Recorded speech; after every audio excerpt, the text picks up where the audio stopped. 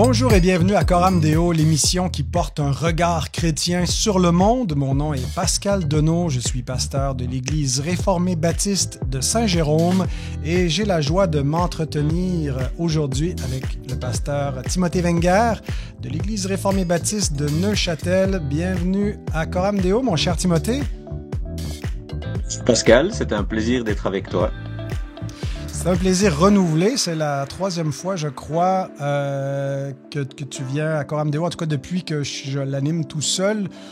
Tu étais là dans l'épisode 315 pour parler de la prière et du livre que tu as traduit, La Vallée de la Vision, avec Richard Houle. Et puis, tu es revenu quelques semaines plus tard, l'épisode 323, pour une émission sur les artisans de paix. Et je pense que là, je t'ai donné l'opportunité de présenter un peu plus ton témoignage. Alors, si vous voulez connaître qui est Tim, si vous avez manqué l'épisode 323, ben, vous pouvez le retrouver facilement dans les archives et vous entendrez son témoignage et entre autres ce ministère artisan de paix. Alors, voilà, merci de revenir aujourd'hui. D'abord, je te souhaite une bonne Saint-Jean-Baptiste. Demain, c'est la Saint-Jean-Baptiste, 24 juin. On a un peu d'avance là, au moment d'enregistrer. On n'est vraiment pas dans le mood de fêter la Saint-Jean. Vous ne fêtez pas la Saint-Jean, j'imagine, en Suisse, hein? Nous laissons ça aux catholiques. Ah, ben c'est pas une fête religieuse chez nous, c'est la fête nationale des Canadiens français. Parce que Jean-Baptiste, c'est le saint patron des Québécois. Alors, à l'époque où le catholicisme était fort, on fêtait la fête nationale en même temps que la Saint-Jean-Baptiste.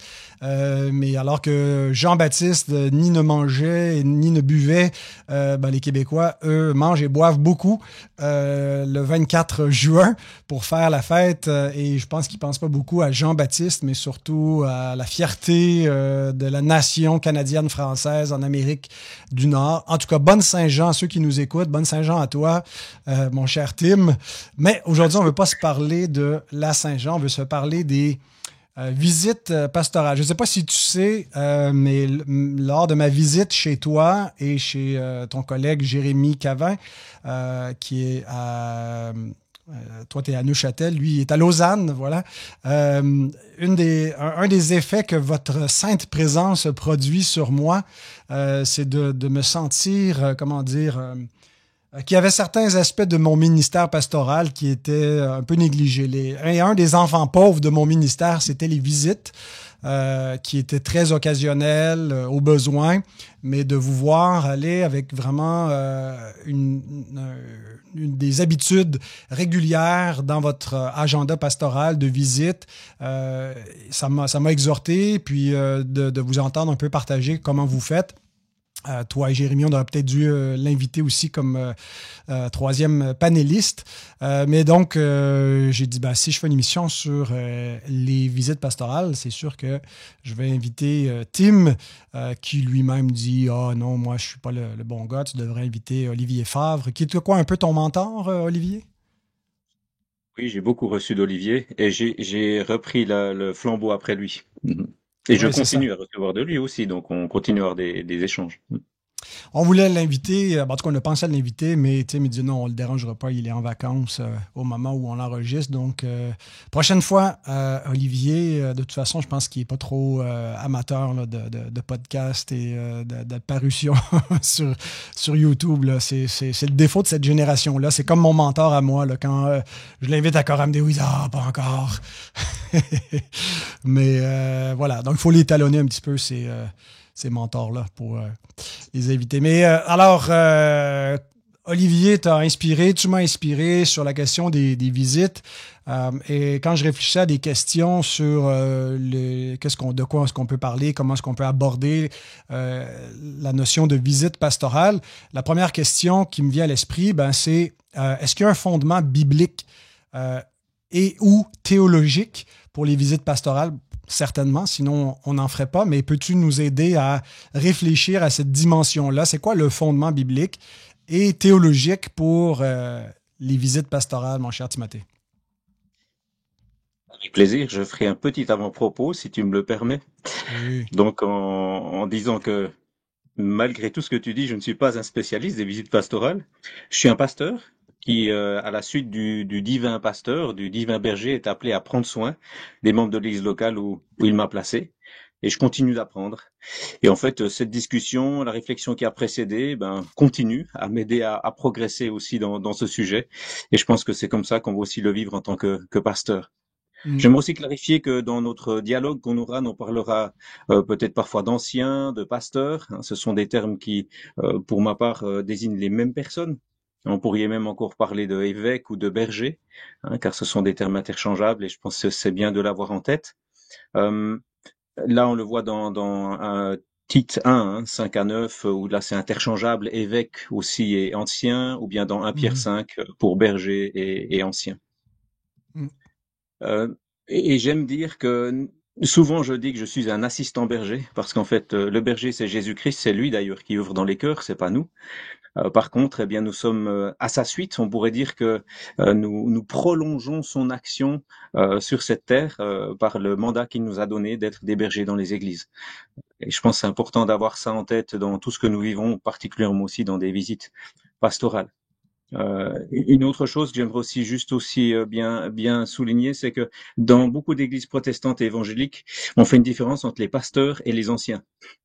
Généralement, on dit le pasteur, c'est celui qui est rémunéré, qui a un soutien financier, hein, qui est Mm. pour lui donner du temps pour exercer sa fonction d'ancien.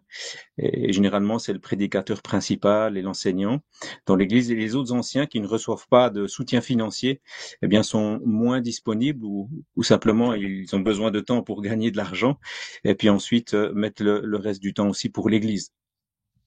Donc ça, c'est un élément quand même à avoir un petit peu en tête, mais pour moi, pasteur et ancien, c'est totalement interchangeable, et c'est comme ça que je souhaite qu'on puisse aussi le voir ensemble, aussi pour les visites pastorales.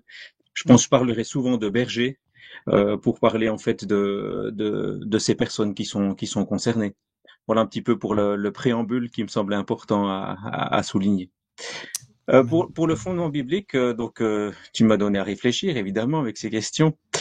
Et en fait, pour moi, il est là depuis le début de l'humanité. Parce qu'on voit en fait que Dieu a une relation avec l'homme. Et on pourrait dire qu'il lui rend visite. Mm. On a cette relation qui est habituelle et c'est très intéressant de voir dans Genèse 3, quand l'homme a péché, que Dieu en fait parcourt le jardin et Adam et Ève entendent sa voix. Hein, ils vont se cacher d'ailleurs quand ils entendent sa voix. Et puis l'Éternel les appelle. Où es-tu? Hein. Et c'est vrai que les bergers d'église, ben on n'est pas Dieu, c'est sûr, mais en fait, on désire la même chose que Dieu, c'est-à-dire appeler et toucher les cœurs des personnes dans l'Église. Et ainsi, dans la première action en fait du berger, dans ce qu'il vit, et aussi dans les visites pastorales, c'est vraiment la prière pour que Dieu agisse. Hein. Et puis ensuite, on pourrait dire, en étant le prolongement de l'action de Dieu, hein, eh bien, on va entrer dans la réalité des personnes, dans la vie des personnes, et on va quelque part leur poser la question, où es-tu? Mm. Mm. Et cela va se matérialiser par différentes choses. Ça peut être dans la prédication, des messages écrits et aussi des visites pastorales hein, que l'on peut vivre ensemble. Euh, donc là, on pourrait dire que Dieu a visité Adam et Ève à ce moment-là. Donc dès le début, on a cette notion de visite. On peut aussi faire le lien avec Jésus-Christ qui est venu visiter le monde. Hein. Et dans ce sens-là, la visite, dans ce sens du terme selon Dieu et Jésus-Christ, c'est quelque part s'engager dans une démarche qui vise au salut. Et je pense que ça, c'est un élément important et utile dans ces notions de visite. Je réfléchissais dans la parole en continuant, hein, je me disais, mais en fait, dans l'histoire des patriarches, on voit Dieu qui les visite, en fait, de différentes manières. Hein. Et une des plus marquantes qu'on connaît, c'est la visite faite à Abraham aux chênes de Mamré dans Genèse 18. Hein. Et là, on voit ces trois personnages qui viennent visiter Abraham. Et puis, je vais juste noter quelques détails ici que je trouve assez intéressants. C'est que Abraham manifeste du respect à ces personnes qui arrivent et les accueille cordialement. Il s'investit personnellement dans l'accueil, Abraham, hein, vous pouvez relire le texte dans Genèse 18. On voit aussi que ces hommes attendent patiemment que Abraham soit prêt. Ça a dû prendre du temps, en fait, de faire tout ce repas qu'il leur a préparé, mais voilà, ils ont attendu patiemment. Et puis, ils ont attendu que Abraham soit près d'eux pour lui parler. Donc ça, c'est un élément intéressant. Puis ensuite, on voit que ces hommes conduisent la discussion. C'est plus Abraham qui conduit la discussion. C'est ces hommes qui conduisent la discussion et qui donnent un message à Abraham. On voit même qu'il y a un dialogue dans lequel même Sarah, l'épouse de Abraham, est impliquée. Hein.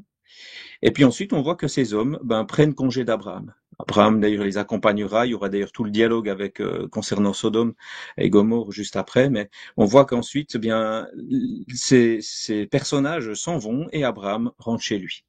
Mhm. Alors, c'est pas une visite pastorale type, évidemment, mais ça indique quelque part la manière d'accueillir, de s'investir dans une discussion que Dieu a pratiquée avec l'un de ceux qu'il avait particulièrement à cœur. Comme le berger doit avoir à cœur les membres de l'Église. Donc ça, c'est un autre élément de théologie biblique, si on veut, qui sous-tend à ces visites pastorales ou ce soutien. On pourrait évidemment encore réfléchir à la manière dont Dieu a pris soin de son peuple dès la sortie d'Égypte jusqu'au pays de Canaan.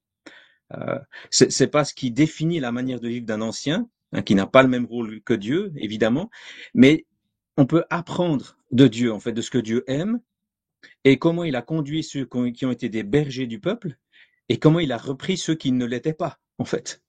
Et ça me permet de faire le lien aussi par la suite dans les prophètes avec ce fameux texte d'Ézéchiel 34 qui nous parle de la mauvaise façon de vivre le rôle de berger, qui est ensuite suivi par l'annonce en fait de celui qui prendra soin de son peuple, qui est le descendant de David, semble que c'est Jésus-Christ, qui quelque part a comme prolongement dans l'histoire de l'Église actuelle les bergers de nos églises en fait. Donc là on voit cette notion importante d'être rempli de Christ et de son esprit. Puis quand j'arrive dans le Nouveau Testament, donc là je fais une vue rapide, on voit tout l'enseignement que Jésus donne de lui-même d'ailleurs, qu'il est le bon berger, celui qui est doux et humble de cœur, qui a compassion, qui nourrit d'enseignement, qui avertit, qui relève. Mais on n'a pas d'exemple de visite pastorale de Jésus en fait. Mais si on n'a pas d'exemple de visite pastorale de Jésus expliqué dans ses détails, eh bien nous voyons qu'il va chez des gens. Il va chez Mhm. Pierre, où il guérit sa belle-mère d'ailleurs, il va chez Lazare, Marthe et Marie, et chez d'autres. Et puis, des personnes viennent à lui, comme cette visite privée qu'on connaît très bien dans Jean 3, où il rencontre Nicodème. Et, et ça, donc, on voit là un rôle de berger par rapport à une relation et on pourrait dire des visites qui sont vécues par Jésus-Christ. On trouve aussi des textes qui nous parlent de ce qu'on a à vivre les uns avec les autres dans l'Église. Vous avez tous les textes les uns les autres que l'on retrouve dans le Nouveau Testament, qui sont pas directement liés aux bergers, mais dont les bergers sont appelés à vivre aussi, avec deux textes phares, de 1 Corinthiens 13, les versets 4 à 7, qui parlent de l'amour, comment le vivre, et puis Romains 12, 9 à 21, qui est aussi un texte de l'amour dans ces relations les uns avec les autres. Mais pour ma part, le texte qui me semble le plus précis par rapport aux visites pastorales, c'est le texte de Acte 20 au verset 20 de Paul, lorsqu'il est avec les anciens d'Éphèse. Et puis son but est de les entraîner à sa suite. Il leur dit ce qu'il a fait et il veut les entraîner à sa suite dans ce qu'il dit. Et là, il parle de l'enseignement public et dans les maisons, ce qui nous Mhm. fait penser donc qu'il faisait des visites et qu'on peut qualifier dans un sens de visite pastorale. Donc si on lit là le texte de Acte 20, 20, il leur disait sans rien dissimuler, je vous annonçais et vous enseignais publiquement dans les maisons tout ce qui vous était utile. Et Mhm. donc, je pense que c'est vraiment un bon fondement pour l'enseignement en privé. Et pour terminer ces quelques considérations non exhaustives, j'aimerais encore attirer l'attention sur la lettre de Paul à Philémon, en fait. La lettre de Paul à Philémon nous indique, en fait, comment on pourrait agir dans une visite pastorale. C'est vrai que Paul ne s'est pas déplacé chez Philémon parce qu'il ne le pouvait pas, il était en prison. Mais ce qu'il a écrit nous donne un petit peu un fil conducteur que je trouve vraiment intéressant dans ce cadre-là. Moi, j'aimerais souligner quelques éléments, si tu me permets, de la lettre à Philémon, qui peut vraiment nous être utile. Donc, Paul, c'est un contexte où Paul désire une réconciliation. Il va quelque part visiter Philémon par sa lettre pour que Philémon se réconcilie et pardonne à Onésime. Donc on voit quelques aspects. Un premier aspect, c'est qu'on voit que Paul ne se présente pas avec une autorité. C'est intéressant, c'est sur les 13 épîtres que l'on a, il y en a très peu qui ne commencent pas par Paul l'apôtre. Et ici, c'en est une. Et il se présente comme prisonnier, ici simplement. Donc ça peut nous inviter en tant que bergers qui visitons quelque part pour parler de sujets, de ne pas arriver avec un titre ou une autorité que l'on marque, mais plutôt de se sentir voilà frères et sœurs avec ceux à qui on va s'adresser. Au passage, ça signifie aussi que pour ceux qui reçoivent une visite pastorale, ben, ils soient conscients de qui vient les visiter. Philémon était conscient de qui était Paul. Il n'avait pas besoin de le lui expliquer. Voilà.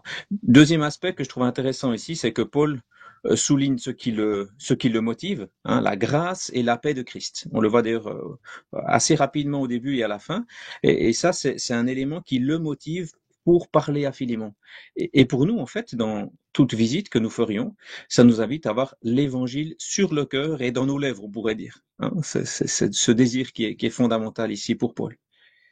Un autre élément, c'est que Paul souligne des éléments positifs et encourageants chez Philémon.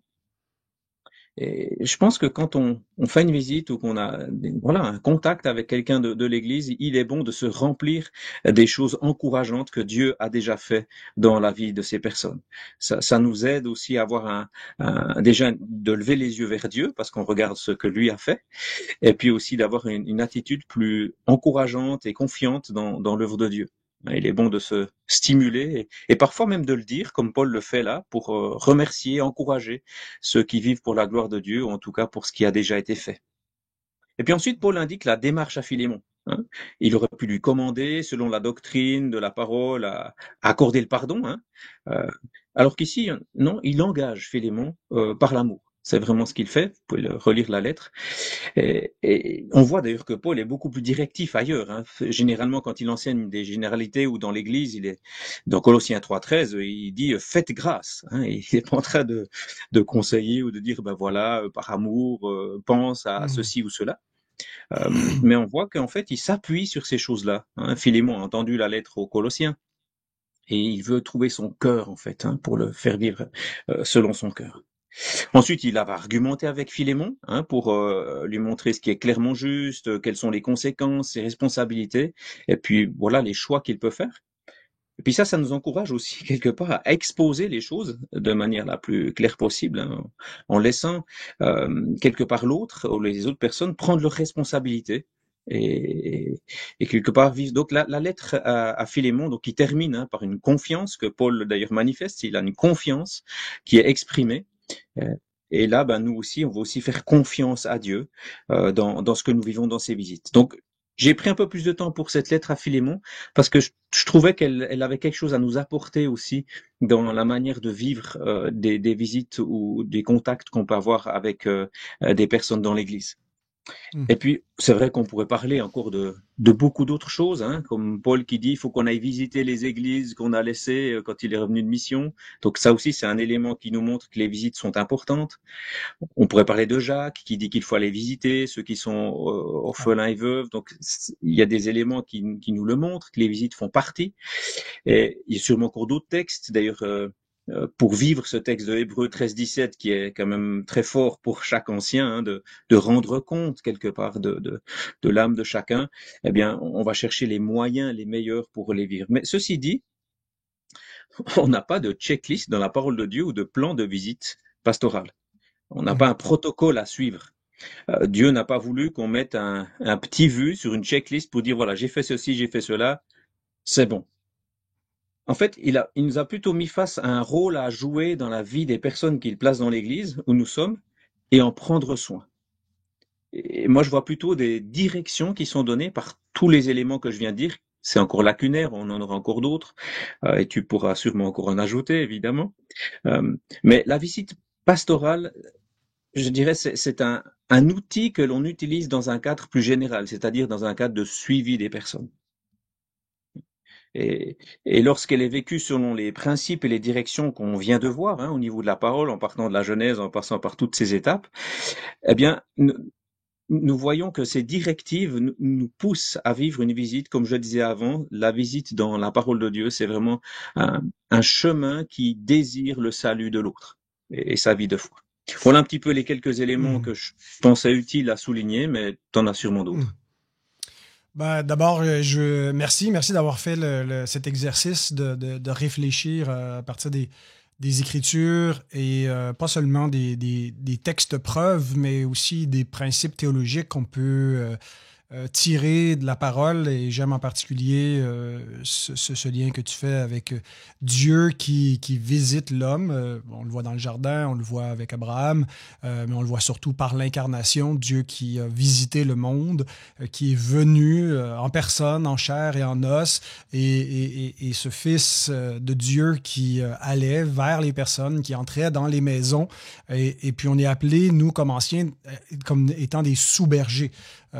Sous le berger en chef, Christ, qui prend soin de ses brebis, ben nous, on paie ses brebis, on visite ses brebis, on veille à prendre soin de son troupeau, de la portion de son troupeau qui nous est confiée individuellement.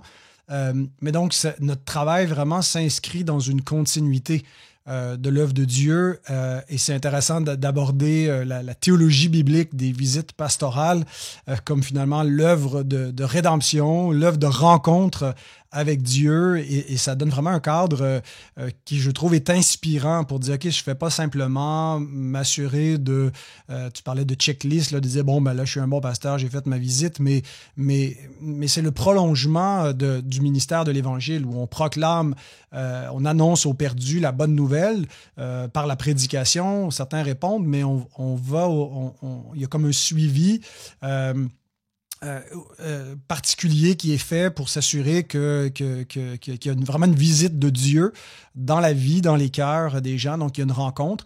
Alors, bien sûr, il y a plein de formats par lesquels ça peut avoir lieu ces rencontres-là, que ce soit quand les gens viennent à l'église pour des études bibliques et tout ça, et puis ils rencontrent les anciens, des pasteurs pour s'assurer qu'il y a un accompagnement qui est fait là, mais la visite en particulier dans les foyers où on voit les gens vivre et puis on peut donc avoir cette continuité de l'œuvre de rencontre qui a été faite avec le souverain berger. Voilà, continuer dans cette foulée-là. Pour moi, je trouve que tu as bien fixé le cadre de la théologie des visites, en le soutenant aussi avec les exemples de Moïse, qui a été un berger, et puis des apôtres, et qui ont donné aussi ces commandements aux anciens de faire ce même suivi, d'accompagner les brebis, de veiller sur le troupeau, de visiter les malades et les gens dans le besoin. Alors, il y a amplement d'éléments pour justifier que ça doit être fait et que si pendant des années comme moi, vous avez été un peu négligent sur cet aspect-là, sur cet aspect du ministère, eh bien, shame on you, repentez-vous, comme je me suis repenti, pour vraiment embrasser aussi toutes ces dimensions du ministère. Alors, je dis ça parce que je sais qu'il y a un grand nombre de nos auditeurs qui sont eux-mêmes des bergers, des pasteurs. Alors, il n'y a pas seulement des brebis qui écoutent Coram Deo, mais aussi des sous-bergers. Tim... À ce propos, j'aimerais quand même réagir, si tu me permets, oui, Pascal. vas-y. Tu veux donner un peu plus de... Tu veux enlever le shame on you, c'est ça? Non, c'est bien de se repentir. C'est toujours très bien de se repentir de choses que l'on remarque qu'il faut changer. Et j'aimerais en même temps encourager de peut-être continuer des choses qui quand même existent déjà, parce que parfois il y a quand même des choses qui existent qui ne sont pas forcément nommées visites pastorales, mais qui sont voilà des suivis de prière ou des personnes qu'on prend des nouvelles après le culte ou des choses comme ça qui dans un sens font déjà partie du suivi. Donc le fait d'un peu l'organiser et vraiment l'avoir à cœur, oui c'est bien. Donc tu peux le laisser le shame pour ceux qui pensent que c'est important de se repentir, faites-le. On est libéré aussi, la repentance nous libère évidemment et Dieu pardonne. Et j'aimerais en même temps encourager de dire, il n'y a pas besoin de faire des choses totalement nouvelles. Parfois, c'est simplement aussi découvrir ce que l'on fait déjà dans le suivi des personnes et de le développer. Voilà, Ouais, c'est non, juste ça que je voulais c'est un très, très, très ajouter. bon point. Ouais, puis on va parler un peu plus spécifiquement un peu plus tard du comment et comment on organise les visites et c'est quoi exactement une visite pastorale ou quelles différentes formes ça peut prendre, l'accompagnement ou le suivi. Euh, quels sont les bienfaits que tu vois sur l'assemblée que tu sers à Neuchâtel et sur ton propre ministère d'avoir des visites pastorales et de pas simplement accompagner les brebis du haut de la chair? Je pense qu'il y a un lien avec un conseil que j'avais reçu d'un un cher ami pasteur. J'avais souvent l'habitude, ça m'arrive encore de temps en temps, de dire que dirais-tu à un jeune pasteur, enfin quel conseil donnerais-tu à un jeune pasteur, comme je resterai jeune jusqu'à la fin, je peux le faire. Et quelqu'un m'a dit, drink a lot of tea, bois beaucoup de thé, c'est-à-dire prends du temps avec les gens. Et ça, c'est quelque chose qui m'avait marqué. Donc, c'est pas prendre du temps pour simplement discuter de tout et de rien, hein. C'est vraiment prendre du temps pour s'intéresser aux gens et pour ouvrir la parole ensemble. Et c'est un des premiers éléments que je pourrais souligner ici, c'est que ça construit et développe une confiance et un terrain d'entente important pour prendre des nouvelles, consolider les relations fraternelles et prier ensemble. Donc ça, je pense, c'est un élément phare qui permet aussi que l'Église vive ses liens les uns avec les autres. Ces visites pastorales sont quelque part là non seulement pour celui qui visite et ceux qui sont visités, mais quelque part, ça a un effet sur toute la communauté par rapport aux liens qui sont créés et qu'on désire avoir. Et je pense que ça, c'est un élément, un bienfait qui existe en tout cas. Euh, la notion aussi de visite pastorale permet d'aborder des sujets parce que bah, là on peut prévoir aborder des sujets, on peut dire bah voilà on va se voir pour aborder ces sujets-là. Ça permet aussi à chacun de s'y préparer, ça permet de voilà j'ai préparé quelque chose que j'aimerais dire. Ça permet aussi de réfléchir à la manière de le dire. Mhm. Donc ça c'est des éléments qui sont utiles. Maintenant le terme visite pastorale en tant que tel, parfois certains sont très à cheval pour utiliser ce terme-là. Comme je l'ai dit, on ne le trouve pas dans la Bible, donc c'est plutôt dans l'histoire de l'Église que ce terme est devenu très très fort. Euh, D'autres peuvent utiliser d'autres termes, simplement de faire une visite d'encouragement ou pour faire du counseling, pour utiliser un terme anglais. Voilà, c'est des termes qu'on peut utiliser qui sont différents. Mais ces visites pastorales permettent aussi de déposer des soucis. Euh, pour certaines personnes, ils vont pas forcément venir comme ça, mais lorsqu'on est présent et disponible, ben les gens peuvent déposer leurs soucis. On peut exercer vraiment notre rôle de réconforter, de consoler, de restaurer. Et ça, c'est un élément qui est important parce que les gens vont pas forcément venir pour ça juste après le culte. Les 2, 5, 10 minutes qu'on a à discuter, c'est plus difficile. Donc c'est un des éléments que l'on peut Mhm. faire. Ça permet aussi d'être à l'écoute. Là de nouveau, c'est un temps où, voilà qui est donné. On a un temps ensemble, donc voilà, on est aussi là et je pense que c'est important d'avoir ce temps d'écoute. Et puis ça permet de prévenir, c'est-à-dire de parler de choses qui sont encore des petites choses à régler avant de faire des grandes choses. J'ai cette citation ou idée au proverbe ou maxime qui dit un gramme de prévention vaut mieux qu'une tonne de traitement. Mhm. Et Mhm. je pense que la visite pastorale bah, permet justement, enfin aide en tout cas à vivre cela. Après, c'est vraiment la confiance établie qui va permettre de faire ce cheminement. Si la confiance est présente, chacun est prêt à s'ouvrir et à cheminer. Parfois, il faut d'abord des visites pour construire la confiance, pour ensuite toucher des sujets plus profonds. Voilà des éléments que je soulignerai. On parlera Ouais. ensuite, d'après ce que tu m'as posé comme question aussi, qui s'occupe de ces Mhm. visites. Euh, J'empiète déjà un petit peu là-dessus, si tu me permets, pour les bénéfices. C'est que si c'est tous les anciens qui s'occupent de ces visites, eh bien, ça amène aussi dans l'Église une plus grande cohésion et ce désir de voir non seulement une personne qui guide l'Église, mais de voir qu'il y a réellement un groupe d'anciens qui s'occupent de l'Église. Mais on en parlera peut-être encore un peu tout à l'heure. Mhm. Mhm. Voilà quelques éléments que je soulignerai. Mais il y a encore l'élément d'enseignement que j'ai touché très rapidement, mais qui fait aussi partie des visites pastorales. Par contre, bon, ça c'est mon avis, donc on part des avis différents évidemment, mais il me semble que c'est pas un élément qui devrait être en premier tout le temps, parce qu'on a tendance, dans nos milieux en tout cas, à être beaucoup dans l'enseignement et peu dans l'accompagnement. Et je pense que l'accompagnement de ce que les gens vivent, des sentiments qu'ils peuvent même dire et vivre, c'est important de les accueillir, sans oublier l'enseignement qui sera toujours le fondement sur lequel on s'appuie, hein, bien sûr. Hmm.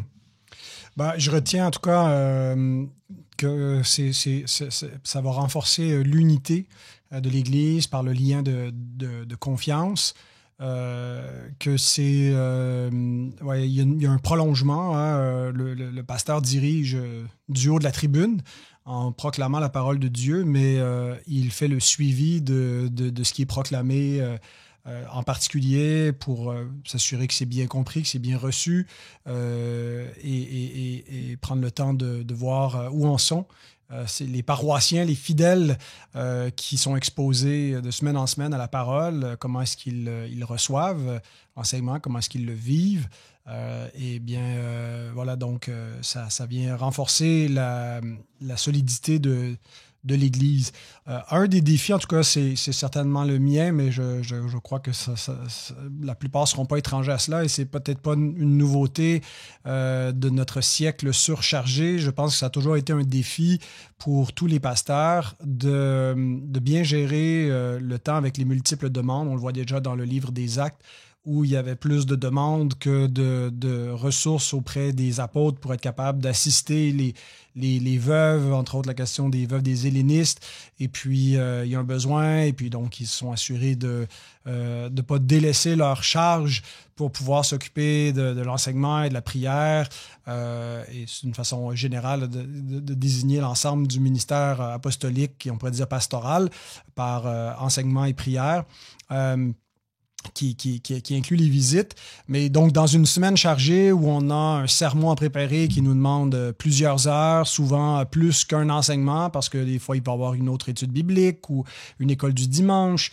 Des fois, on a des choses un peu d'extra, comme là, tu es en ce moment un peu dans toute la préparation de la saison des camps, il y a de l'organisation.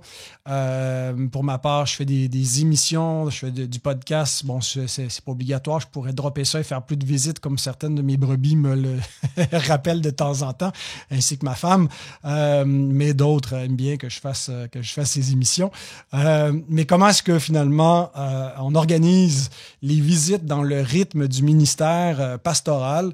Alors, comment tu y arrives, toi, Tim, de bien gérer ton temps et d'insérer des visites et pas juste remettre à plus tard en pensant qu'à un moment donné, tu vas avoir une espèce de trou béant, tu pourras remplir ça de plein de visites. Voilà, bah c'est bien, tu pourrais faire un peu le lien avec ce que tu viens de dire. Je pense un des bénéfices, puisqu'on parlait des bénéfices tout à l'heure, un des bénéfices aussi des visites pastorales, alors cette fois-ci planifiées, je pense qu'il n'y a pas que des visites pastorales planifiées, mais celles qui sont planifiées, elles permettent aussi parfois de diminuer la charge de visite, parce qu'en fait, les gens savent que dans 2 semaines, tu vas les voir.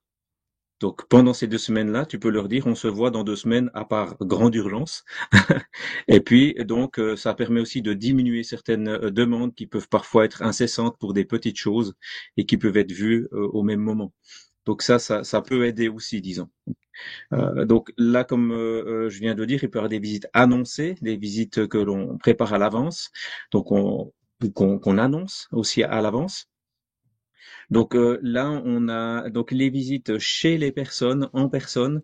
On le fait pas toutes les années, tout le temps, mais ça nous arrive de temps en temps de le faire de manière d'aller vers chacun, vers tous les membres de l'Église et ceux qui viennent régulièrement aussi. Et par exemple, on avait fait lire à toute l'Église le livre sur les membres de l'Église de Nine Marks. Et puis ensuite, on était passé dans tous les foyers avec 2 anciens, visite pastorale, pour parler de ce livre qui avait été lu, enfin des sujets après que les personnes voulaient discuter. Donc c'était des visites pastorales qui n'étaient pas en lien avec une situation conflictuelle ou une discipline ou etc. à exercer, puisque dans ces cas-là, bien il y a aussi des visites pastorales qui sont vécues, mais alors qui sont plutôt après axées sur régler une situation ou un problème. Donc c'est plutôt dans le préventif. Et puis dans les visites planifiées, ça permet aussi de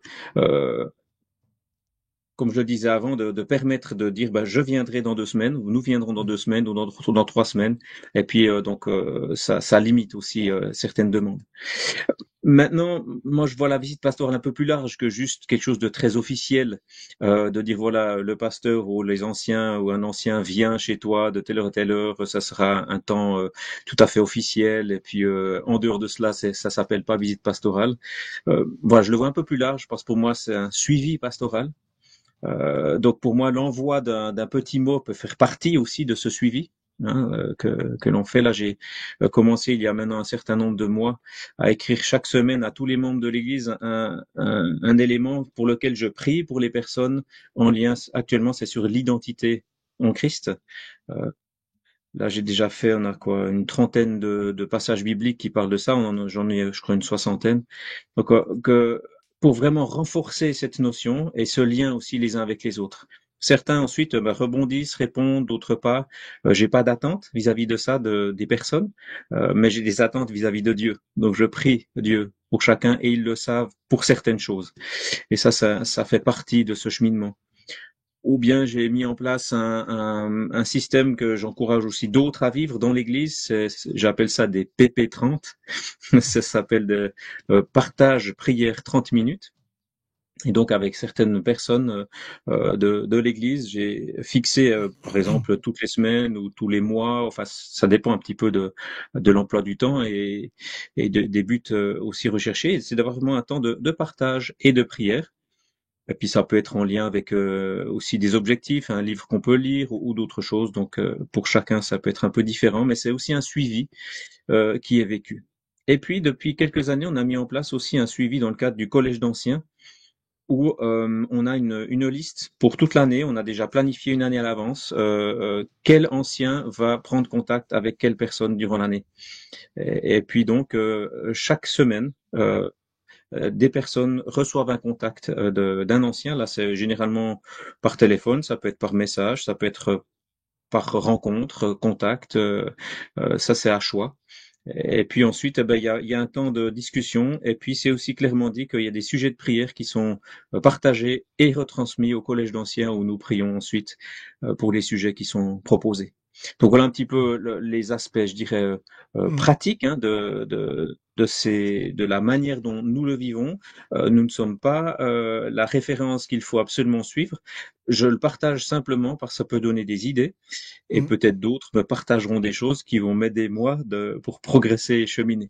Chacun Ouais. a un petit peu sa manière de vivre. Jérémie, que tu as cité tout à l'heure, a une autre façon de faire. Moi, j'admire sur Jérémie parce qu'il a une pensée assez structurée de la manière dont il suit aussi les personnes dans les visites. Voilà, donc c'est pas une manière qu'il faut absolument suivre. Par contre, c'est l'esprit, selon tout ce qu'on a déjà dit au début de l'émission, qui est important à avoir dans le suivi. Et une dernière chose, si tu me permets encore, on pourra parler aussi de qui le fait, mais de l'intentionnalité d'aller vers chacun, et particulièrement vers ceux qu'on n'irait pas, si c'était que sur demande ou sur euh, réaction ou etc. Et ça permet vraiment que personne dans l'Église ne soit oublié. Mm. Ouais. Voilà un petit peu quelques éléments. Je ne sais pas si c'est ce que tu Mm. attendais ou ce qui est Oui, tout à utile. fait. Non, je pense que c'est ça. L'idée, c'est de partager un peu pour que plusieurs puissent s'en inspirer. Il y a plusieurs éléments qu'on a mis en place, nous aussi, comme vous faites, de séparer, par exemple, toute la liste de membres, de gens qui sont réguliers à l'Église sans forcément être membres, qu'on se donne une année pour les visiter. Moi, j'ai ouvert aussi, chaque semaine, j'envoie un courriel le vendredi à l'église avec les informations de la vie de l'église, les préparations pour les éléments du culte. Et puis, il y a un lien pour aller vers un agenda public où ils peuvent réserver des plages horaires là, que j'ai mis de côté. Alors, s'il n'y a personne qui réserve, ben, je continue mon travail. Mais sinon, ça s'inscrit directement dans mon agenda. Les gens peuvent réserver un bloc de temps pour un appel, pour une visio ou une rencontre. Et c'est pas chaque semaine, mais assez régulièrement, des gens qui se prévalent, là, qui parfois, parce qu'on va vers les gens, il faut leur donner un peu, c'est un peu comme la porte du bureau qui est ouverte. Sur mon bureau, j'ai occupé ou disponible. Alors même si la porte est fermée, les gens peuvent venir, à moins que pendant que j'enregistre, par exemple, là, c'est mieux pas. Alors je mets occupé, ne pas déranger. Mais c'est un peu la même chose. L'idée, c'est que les gens savent pas, est-ce qu'on peut solliciter une rencontre, alors en mettant des blocs comme ça qui peuvent. Et puis dès que c'est réservé, ben ça s'inscrit. Je reçois le courriel, comme ça je suis certain de ne pas le louper. Et puis, si j'ai déjà des choses à l'horaire qui sont dans mon agenda, ces blocs ne seront pas disponibles. Là, ça, c'est un des avantages de la technologie. Ça se fait aisément au niveau de la logistique sans avoir besoin d'un assistant, d'une secrétaire pour prendre les rendez-vous. Il y a le planning. Hein, pour moi, c'est la clé aussi. Je regarde une semaine ou deux d'avance. Qu'est-ce qui s'en vient? Est-ce que je vais avoir des visites que je suis capable d'introduire, d'insérer dans l'horaire ou des appels, si je fais de la route, est-ce qu'il y a des gens que c'est mieux de voir en personne, d'autres qu'on peut téléphoner. Alors, j'essaie de chaque semaine d'avoir 1, 2, des fois jusqu'à 3 rendez-vous. Généralement, ça ne sera pas plus qu'une visite où j'ai à me déplacer quand les gens viennent. Puis, j'inclus là-dedans aussi les suivis pour les préparations au mariage, les préparations au baptême, ce genre de choses-là, mais d'avoir toujours un suivi qui est fait. Je dirais que l'élément nouveau, après vous avoir visité, c'est vraiment les visites à domicile, là, un petit peu plus programmées. Après avoir vu aussi ce qu'ils font, on était ensemble, on a passé les 10 jours ensemble, Tim et moi, en mars dernier à Washington pour l'intensif de Nine Marks. Ils mettent beaucoup l'emphase sur le travail de la congrégation elle-même, que les pasteurs, les anciens ne devraient pas tout faire. On est là pour diriger, mais diriger l'Église elle-même à s'édifier dans la charité. Et je pense qu'il y a une place pour que les membres puissent veiller les uns sur les autres, pour faire des visites pastorales sans être des pasteurs, mais de s'intervisiter, d'appeler les uns les autres. Alors, et si on n'a pas à le coordonner, c'est encore mieux. Je pense que des membres en santé, des membres matures vont le faire naturellement. Ils remarquent, ça fait quelques semaines qu'on n'a pas vu un tel, une telle, vont faire un appel, vont s'assurer qu'il y ait un suivi qui soit fait. Moi, ça m'encourage beaucoup quand je vois que les gens le font. Je ne suis pas à l'étape d'essayer de le formaliser, de l'organiser. Ça m'arrive à l'occasion peut-être de demander à quelqu'un des nouvelles d'une personne, d'aller aux nouvelles. Je ne sais pas si toi, tu as quelque chose de plus concret à ce niveau-là. Déjà, c'est inspirant aussi tout ce que tu dis. Donc, c'est beau de voir comment Dieu agit dans différentes situations.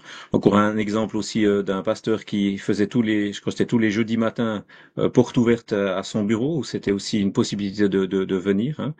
Donc ça, c'est clair. Maintenant, au niveau de à qui on délègue, en fait, hein, entre guillemets. Enfin, est-ce que nous déléguons? Ça, c'est aussi une question. Je pense qu'il y a aussi l'œuvre de l'Esprit de Dieu qui agit, ou c'est pas toujours nous qui maîtrisons toutes ces choses-là. Je pense qu'il y a aussi des relations dans l'Église que Dieu permet et qui sont bonnes. Moi, je mettrais deux niveaux quelque part. Je pense qu'il y a quand même une certaine responsabilité des bergers de l'Église à veiller sur le troupeau. Et je pense que cette responsabilité n'est pas exactement la même pour tous les membres.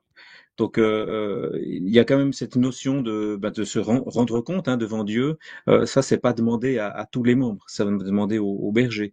Donc, cette notion de partager ce travail entre bergers, il est important. Donc, chaque membre de l'Église a quand même un lien avec un berger quelque part, je dirais dans l'année, comme ça, c'est important. C'est aussi important pour les bergers d'avoir ce lien eux avec les membres. Hein. Moi, j'aime si on a des anciens dans l'Église, pour moi, ils doivent prêcher, enseigner dans l'Église, c'est ce qui leur donnera l'autorité, hein, c'est par l'enseignement. Et puis avoir des liens, des relations avec les gens, parce que c'est ce qui donnera en fait la confiance. Mhm. entre les personnes avec les anciens. Donc je pense qu'il y a un rôle important des anciens, enfin vraiment des bergers à prendre soin. Ceci dit, eh bien, enfin, ça permet aussi à avoir des dons, parce qu'il y a parfois certains bergers qui ont un don relationnel plus développé et qui pourront peut-être aussi être plus à même ou disponibles plus facilement pour s'occuper de certaines situations euh, pour le collège d'anciens. Et je pense que ça, c'est aussi important de pouvoir le découvrir. Mais ceci dit, Mhm. l'encouragement de grandir dans la foi les uns et les autres dans l'Église entre les membres, il est important. Il est important. J'ai pas l'impression qu'on a un besoin d'organisation. Parce que dès qu'on organise, c'est comme si quelqu'un va commencer à piloter en fait qui doit voir qui et comment. Mhm. Mhm. Je préférerais plutôt, et c'est cette direction que je souhaiterais aussi aller et je souhaite aller toujours, c'est de stimuler quelque part. Ouais. Stimuler, le fait de prendre soin les uns des autres. Parfois on organise, on a une personne maintenant qui est dans un home. J'ai dit, il faut pas qu'un dimanche cette personne se retrouve seule et sans aucun frère et sœur dans la foi. Alors là, ça a été organisé pour que et ceux qui le veulent, ben vont la visiter par exemple. Mais je pense qu'il y a aussi une question d'affinité, il y a une question de situation Ouais. de vie. Euh, Quelqu'un peut vivre quelque chose de difficile, de dramatique, des choses très profondes, comme par exemple un couple, une maman qui perd un enfant alors qu'il est en gestation pendant la grossesse, Mhm. qui sait qu'une autre maman a vécu ça. Eh bien, c'est bien que ces liens puissent aussi se créer. Parfois en lien avec des circonstances où on peut aussi se soutenir, s'encourager selon ce qu'on a vécu. Donc, je pense que ce lien entre les églises et moi, j'ai aussi été très marqué par cette situation à Washington de l'encouragement à ce lien entre les membres d'église qui est organique et qui permet que non seulement l'église grandisse en maturité de manière organique, mais en fait, elle commence même à évangéliser. Parce qu'en fait, une église en santé et unie va, va déborder. Je dirais, l'évangile ne peut pas rester coincé quelque part dans le cœur de ceux qui en sont remplis et qui le vivent d'une manière unie. Donc, euh, voilà, c'est ce que je dirais par rapport aux membres. Donc, je vois une différence, tout en disant, comme toi, un grand encouragement à chaque membre de se dire, ben, j'ai à cœur une personne, mais il faut pas hésiter à aller visiter cette personne avec cette idée de l'encourager dans le Seigneur. Mhm. Pas avec l'idée, je vais aller voir tout ce qui se passe et puis je vais être curieux pour savoir exactement ce qui se passe chez chacun. Mhm. Donc, si quelqu'un a cette idée-là, il faut pas y aller. Par Mhm. contre, s'il y a vraiment ce désir d'être un encouragement pour l'autre, parfois juste ouvrir sa Bible, lire un texte qui nous a marqué, ou bien simplement reprendre le texte de la prédication qui a été passée. On va visiter quelqu'un, qu'est-ce que tu en as pensé? On partage, on prie ensemble, et puis Mhm. ça sera déjà un très grand Mhm. encouragement. Ah, ben, tu viens d'en parler un petit peu, Tim. Comment ça se déroule, là, une visite du pasteur concrètement? Alors, quand le pasteur Tim va vers ses ouailles, comment est-ce que ça se déroule? Qu'est-ce que tu peux nous dire là, par rapport aux visites pastorales pour éviter qu'on tombe dans une simple conversation sociale, juste une visite de courtoisie, mais qu'on puisse vraiment s'assurer que ça soit plus que cela, que ce soit une visite qui serve à l'édification? Quelques éléments que tu peux nous partager? Ouais, je dirais déjà deux choses. L'une, c'est que ben on n'a pas de checklist dans la Bible de comment on fait une visite pastorale, donc je le répète, parce que ça me semble important, parce que l'élément le plus important, premièrement, c'est la préparation des cœurs. Donc c'est les attitudes nécessaires.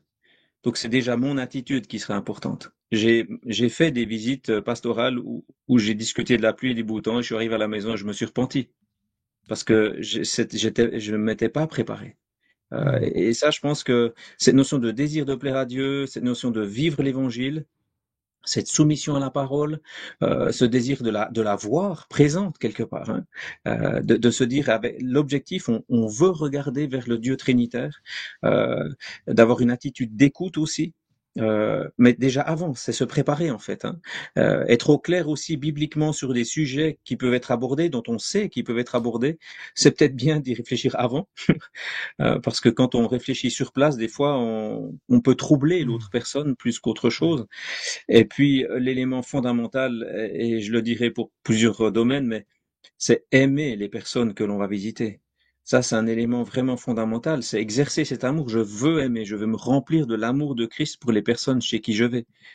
Et puis après, on peut prendre quelques idées que l'on peut prendre avec. Je vais quand même vous en donner une ou deux, mais comme j'ai dit, c'est pas des checklists. Après, c'est aussi selon chaque personne. Mais faire un lien, je l'ai déjà dit avant, la prédication du dimanche, ben c'est une bonne idée. Ça peut être le dimanche précédent, ça peut être le dimanche suivant. Moi, ça m'est arrivé de visiter des personnes qui pourraient pas venir au culte. Et puis, j'ai déjà lu le texte qui allait être prêché le dimanche suivant. On en a parlé ensemble et ça a été vraiment un grand encouragement. Une autre chose aussi qui est utile, c'est d'avoir des bonnes questions en tête. Les questions, c'est souvent la clé en fait d'une bonne visite. Donc il y a l'écoute qui est une bonne clé, et il y a les questions, et puis il y a aussi cet objectif de tourner les regards vers Christ.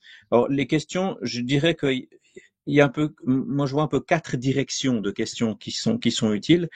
La première, c'est en lien avec la vie spirituelle personnelle. Donc des questions, voilà, de est-ce que les personnes comprennent l'Évangile?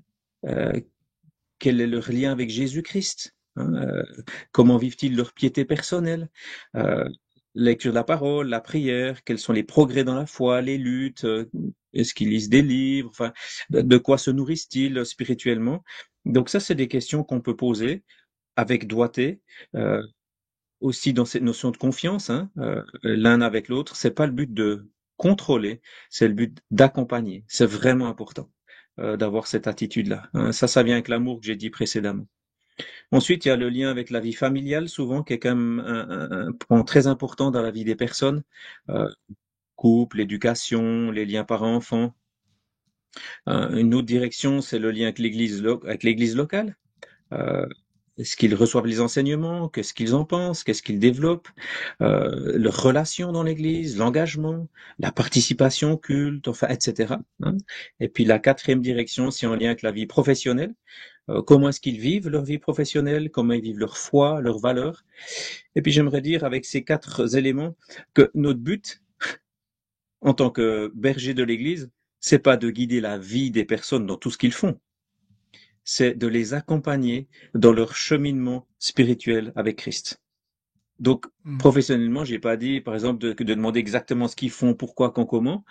Bah, s'ils veulent le partager, ils le peuvent, mais c'est toujours dans le but de comment vivre sa foi dans ce contexte-là. Comment être un Hmm. témoin de Christ. Comment être soutenu aussi dans ce qu'on vit dans ces différents domaines. Et je pense qu'on ne doit pas oublier que le berger, il accompagne pour vivre une vie qui est toujours plus proche de celle de Christ. Et c'est pas quelqu'un qui dit comment les gens doivent vivre dans tous les domaines. Hmm. Donc ça, c'est un élément important à avoir dans la manière dont on va vivre une visite pastorale. Mais là, je viens de vous donner que quelques idées et un autre pasteur vous donnera d'autres idées. Hmm. Donc, si ça vous aide à stimuler quelque part la réflexion et à utiliser quelques petits outils, ben, je dis merci Seigneur. Hmm. Ben, merci. Moi, je prends des notes, Tim. J'aime bien les éléments que tu nous partages. Peut-être en terminant, tu veux nous partager des erreurs que tu as fait, des pièges dans lesquels il ne faut pas tomber, des anecdotes que tu peux une anecdote que tu peux nous partager pour qu'on puisse rire de toi avec toi. Je ne sais pas si j'ai une anecdote pour rigoler, mais pourquoi pas, ça me gêne pas.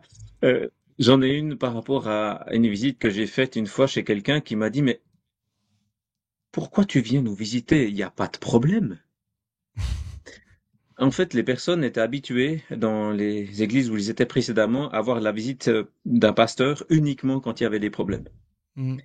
Et ça m'avait marqué. Je me suis dit non, ça je veux pas que ça arrive, parce qu'en fait, bien sûr qu'il faut aussi visiter s'il y a des problèmes. Par contre, on a un soin constant quelque part à avoir. Comme tu as dit, on a des journées de 24 heures, 7 jours par semaine. On peut pas aller vers tout le monde tout le temps. Par contre, d'être intentionnel, de dire, ben, je vais chercher à pas oublier quelqu'un. Et puis voilà, à avoir et le temps, il n'y a pas besoin de le faire dans la minute qui suit, ça peut être dans les mois et l'année, suivant les situations, c'est pas problématique. Mais un élément moi qui m'a déjà beaucoup frustré, c'est quand je vais faire une visite et que je n'ai pas préparé quelque chose que je pouvais partager avec la parole de Dieu et en ressortir et n'avoir pas pu le faire. Pour moi, voilà, je me repens devant Dieu parce qu'il me semble que ça en fait vraiment partie. Mhm. D'ouvrir la parole, de aussi écouter, euh, euh, d'avoir vraiment un grand temps d'écoute, ça c'est un élément important. Et puis aussi un élément, c'est de pas aller seul dans un contexte difficile. Mhm. Donc, s'il y a une situation difficile, je décourage d'y aller seul, parce que malheureusement, j'ai déjà vu des situations où après, ben, il y a des accusations qui sont envoyées de part et d'autre, mais il n'y a pas de témoin en fait. Donc, c'est sur la parole des uns et des autres, et c'est compliqué pour régler. Et notre but, c'est pas de savoir qui a raison. Notre but, c'est d'amener à Christ et de pouvoir Mhm. vivre l'artisan de paix, comme j'en avais déjà parlé. Je vais pas le redévelopper ici. Il y a aussi toute la, le fait de parler d'une mauvaise manière d'autres personnes dans une visite pastorale. Ça, alors, euh, si quelqu'un vous dit, mais si tu parles comme ça des autres, comment est-ce que tu parles de moi? Et je pense que ça, hein, ça doit nous vraiment nous faire réagir et dire, mais là, on est en train de pécher, en fait. On est en train de parler en mal. Et ça, c'est un élément important. Il y a aussi l'élément de confiance. Donc, on va pas commencer à partager des choses qui sont plus sensibles autour de soi. Donc, ça, c'est des éléments quand même à être prudent. Et toutes les erreurs de, j'allais dire les horreurs de communication, les erreurs de communication sont pléthores. Hein. Je veux dire, parler avant d'avoir entendu, croire avoir compris, sans avoir posé de questions, ne pas vérifier, enfin, Mhm. etc. Et puis, je me rends compte que je suis quelqu'un qui peut être plutôt enthousiaste. Donc, parfois, je suis dans ma pensée, et puis, j'oublie en fait que je suis en train de parler à quelqu'un, je suis en train de transmettre, et puis en fait, la personne, elle reçoit ou pas ce que je lui transmets, mais on n'est plus dans un dialogue. Et là, voilà, je dois simplement m'en repentir. Je sais que c'est un élément qui fait partie de moi. Certaines personnes dans l'Église sont capables de m'arrêter, d'autres pas. Donc voilà, j'ai besoin aussi d'apprendre de ce côté-là. Donc ça, Mhm. c'est par rapport à quelques éléments d'erreur. Euh, mais j'ai pas vraiment trouvé maintenant quelque chose sur quoi on peut rire. Si tu me l'avais dit plus tôt, j'aurais sûrement cherché quelque chose. Ben, un grand merci pour tes réflexions, pour ta sagesse et puis l'expérience que tu partages avec nous. Que le Seigneur bénisse ses propos, qu'il puisse encourager ces sous-bergers qu'il a établis en francophonie qui vont écouter cet épisode à s'employer mieux, à servir le peuple du Seigneur, à veiller sur les brebis, à les visiter et à en prendre soin. Si tu me permets. En fin de rencontre pastorale, moi j'aime bien, si je peux, utiliser le texte de 2 Thessaloniciens 1:3, vous irez le lire pour le découvrir, de le lire et de dire à la personne, je peux dire cela de toi, et ça me Mm. réjouit. Et ça, c'est Mm. un puissant encouragement, et je vous encourage à terminer les visites pastorales par un encouragement. Mm. Excellent. Merci beaucoup, Tim. Dans les collines et les vallons fous, le pasteur marche bien droit, l'air doux. Il frappe la porte, dévotion sincère, mais dans son ventre gronde une prière. Ma casserole, un don divin, mais ta soupe remplit le vin. Chaque maison, une bénédiction, et mon bedon fait procession. Chez les bergers, saucisses fumées, chez les martins, poulet bien goûté, à la ferme des Dupont, tarte au citron, le pasteur sent venir l'indigestion. Ma casserole. Alors, cette émission vous a été présentée en collaboration avec Publications chrétiennes qui vous recommande le livre suivant de Brian Croft qui s'affiche à l'écran, Visiter les malades.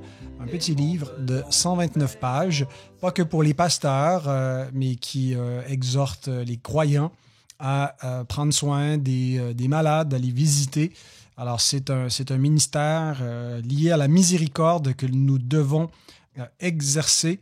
Alors, il y a un lien dans la description de l'épisode si vous voulez vous le procurer, en savoir plus, les formats dans lesquels il est disponible. Et c'est une façon, en soutenant Publication chrétienne, de soutenir Coram Deo, mais vous pouvez aussi nous faire un don directement si vous n'aimez pas lire, ou faire les deux, acheter le livre et nous faire un don. Merci à nos quelques donateurs qui nous permettent de continuer ce travail. Donnez d'abord à votre Église et puis le change à Coram Deo.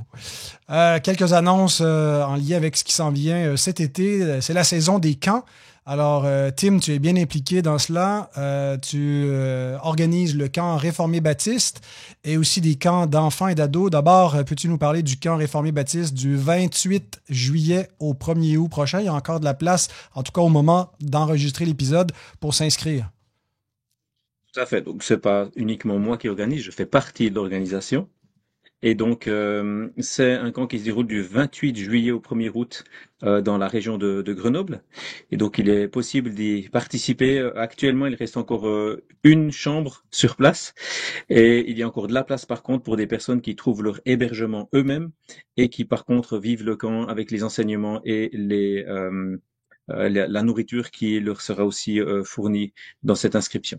Si jamais tous les enseignements de ces camps sont disponibles sur le site réformébaptiste.org, donc au pluriel réformébaptiste.org, vous trouverez là les enregistrements de tous les enseignements de ces camps et aussi les inscriptions pour ces camps d'été.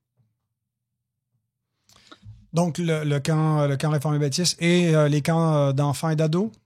Voilà, donc c'est des camps Croix et Bourges avec l'association Croix et Bourges, qui sont en lien avec les Églises réformées baptistes, du 11 au 16 août.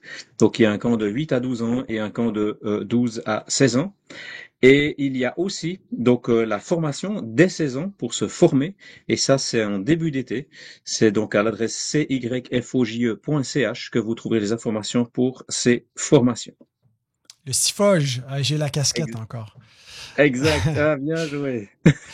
Tim, tu m'enverras les liens. Je pense que tu me les as déjà envoyés. Alors, ça sera dans la description de l'épisode d'aujourd'hui. Si ça vous intéresse de participer à un camp famille ou d'envoyer vos jeunes dans ces camps-là. Alors, bien sûr, c'est du côté France et Suisse. Mais pour les auditeurs du Québec, nous vous recommandons parmi la pléthore des camps disponibles, le camp Jolibé, où mes enfants vont travailler tout l'été et où je serai l'orateur pour le camp famille. Alors, la saison des camps commence fin juin jusqu'à début août, presque la mi-août.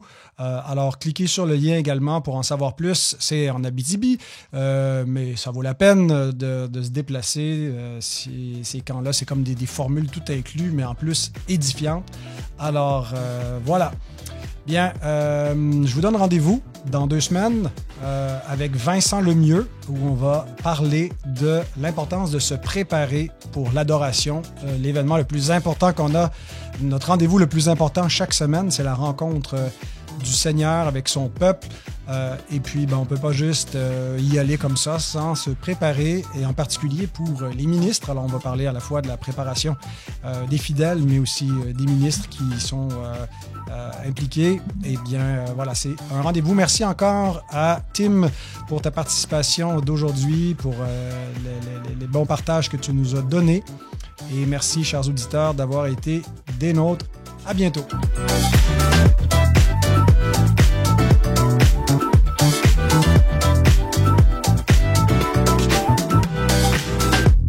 OK. Tu m'enverras les liens, tu vas y penser? Oui, je vais y penser. Bon. Je te les envoie par mail ou bien?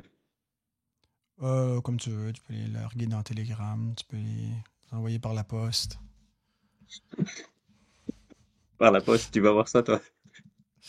Non, mais tu sais, un gars comme toi, m'étonne que tu n'utilises pas le fax. Tu dois utiliser le fax, d'ailleurs.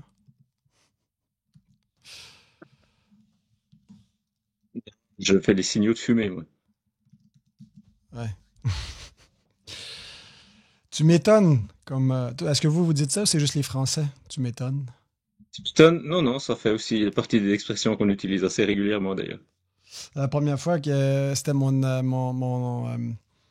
ma courtière d'emplacement, tout ça, où je magasinais une assurance, là, puis elle me dit... je lui explique pourquoi je décline son assurance vie, parce que j'en avais une meilleure et tout ça. Puis elle me dit, tu m'étonnes. Là, moi, je ne comprenais pas. Je pensais qu'elle voulait dire comme les Québécois ont dit, je suis étonné que tu refuses, la mienne est meilleure. Je réponds par courriel. Là. J'ai dit, il me semble que c'est évident, l'offre de votre compétiteur est bien meilleure que la vôtre. Elle dit, non, non, je voulais dire tu m'étonnes comme les Français. Donc, ça, c'est un des trucs que nous, on ne dit pas, tu m'étonnes, en voulant dire... en voulant dire quoi? En voulant dire, c'est évident. Ouais, c'est ça, c'est évident. C'est le tu m'étonnes. Ouais, faut qu'on fixe notre prochaine date, là. On continue avec le calendrier? Ouais, c'est ça. Le prochain Pépétante, ça va être un mercredi. C'est le 11? 11 juin? Non? Ah oui, j'ai noté ça. Puis au niveau de l'horaire, alors on reste à cet horaire-là? Ouais, 13h. Ouais, c'est ça. 18h, 13. c'est 13-18? Non, 19. 19. Ouais, c'est ça, 3 Ouais. plus. 7 p.m. 7 p.m. Parfait. Vous êtes dans les p.m., vous, bien? Nous, on est entre les deux. On a les deux. OK. Ouais, on a l'influence américaine, européenne. Je t'avais pas expliqué comment tout est mélangé ici, là. Si. Au niveau de la température, au niveau des mesures, ça dépend de quel domaine. Là. On utilise du métrique puis de l'impérial, mais sur la route, c'est métrique, mais dans la construction, c'est impérial. La température de l'air, c'est Celsius, mais le fourneau et la piscine, c'est Fahrenheit. Je sais pas pourquoi. On est mêlés comme ça. C'est parce que vous avez un cerveau plus capable que les autres. Merci Puis beaucoup. je me réjouis de te revoir au mois de juin. Donc, on se voit. Ah oui, on se voit pour le PP30. À moins que tu veuilles venir jusqu'ici, mais ça fait un peu plus loin. Non, j'ai dit, est-ce qu'on a un événement commun? Je ne me souvenais plus. Là. Je suis en train d'oublier quelque chose. Je m'en vais en Europe. Oui, il y aurait le Nine Marks à Paris, là. Oui, je sais. C'est un peu trop, là. Ma femme va divorcer. Non, c'est ça. C'est clair. C'est comme moi, j'ai refusé d'aller à la SOP générale du RBNet parce que j'avais aussi pas mal cette année. Donc, Ouais, c'est bien. peut-être qu'on se retrouvera là, d'ailleurs, une fois. Oui, il y a des chances. Je regarde ça. OK. So, goodbye. See you soon. Salut, mon frère. Have a good trip. Merci. Salut. And God bless you, of course. Yes, God bless you.